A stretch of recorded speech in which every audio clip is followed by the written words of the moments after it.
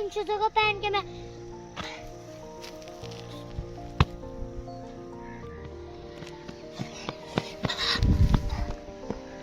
अच्छे शूज है, इनमें फ्लेक्सिबिलिटी भी है। मैं जब करता हूँ मुझे ऐसा लगता है मैं ज्यादा उछल रहा हूँ।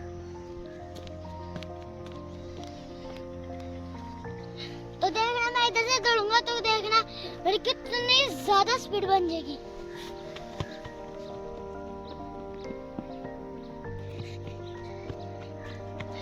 ये देखे दोस्तों, हमारे गांव में जो ज्यादा फसलें होती है ना वो गंदम की और चावल की फसलें होती है। तो हमारे गांव में इस टाइम ना गंदम की फसल बहुत अच्छी उगी हुई है, बहुत प्यारी है। हमारे गांव के जो किसान है ना वो इस टाइम पूरी उम्मीद है कि फसलें अच्छी होंगी, प्रॉफिट उनको अच्छी है।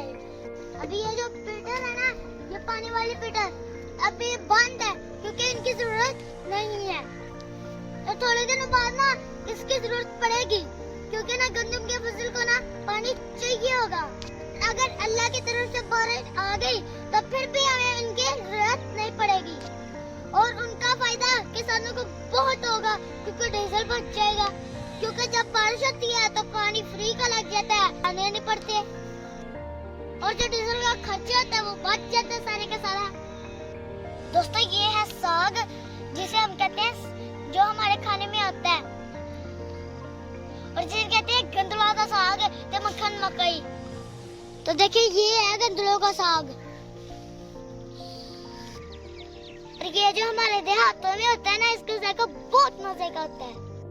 30-35 साल पहले ना हमारे ये जो गाँव की जमीनें है ना ये बेआबाद हुआ करती थी मगर ये आबाद हो चुकी है।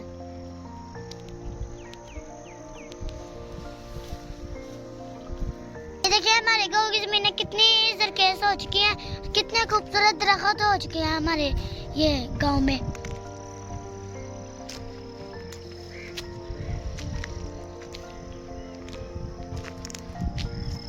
दोस्तों ये पहले बेआबाद जमीनें थी तो अब देखिए कितनी प्यारी प्यारी जमीनें हो गई हैं।